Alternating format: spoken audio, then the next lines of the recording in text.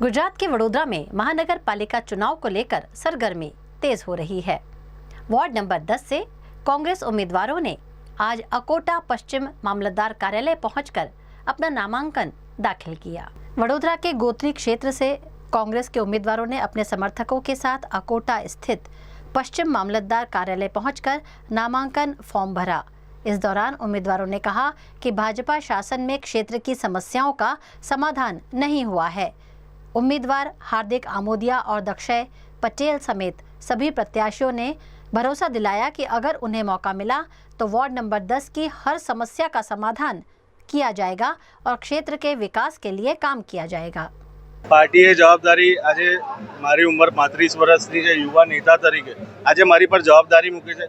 અગાઉના સમયમાં બી અમે વિરોધ પક્ષ તરીકે વોર્ડ પ્રમુખ તરીકે ભૂમિકા ભજવતો હતો, કારણ કે આજે જનતાના મુદ્દા જે નળ ગટર રસ્તા જે એ ખાલી પોકળ વાયદા જ કર્યા છે, કારણ કે આજે 30 વર્ષથી ભારતીય જનતા પાર્ટીનું શાસન છે, પણ જે પોકળ વાયદામાં નિષ્ફળ નીવડ્યા છે અને જે વેરાનું વળતર મળવું જોઈએ એની સામે જનતાને બેઝિક ફેસિલિટી પણ નથી મળતી। એટલે આ વખતે જનતાએ બી મૂડ બનાવ્યો છે કે આ વખતે ભારતીય જનતા પાર્ટીને, ભારતીય ભ્રષ્ટાચારી પાર્ટીને આ વખતે જાકારો મળવાનો છે એવું સ્પષ્ટ દેખાઈ આવે છે, કારણ કે જનતા બી મૂડ બનાવીને બેઠી છે।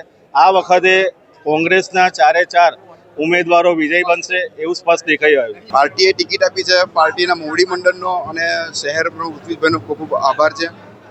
તદુપરાંત આ વખતે જે ઇલેક્શનનો માહોલ છે એ માહોલ સત્તાના વિરુદ્ધમાં છે।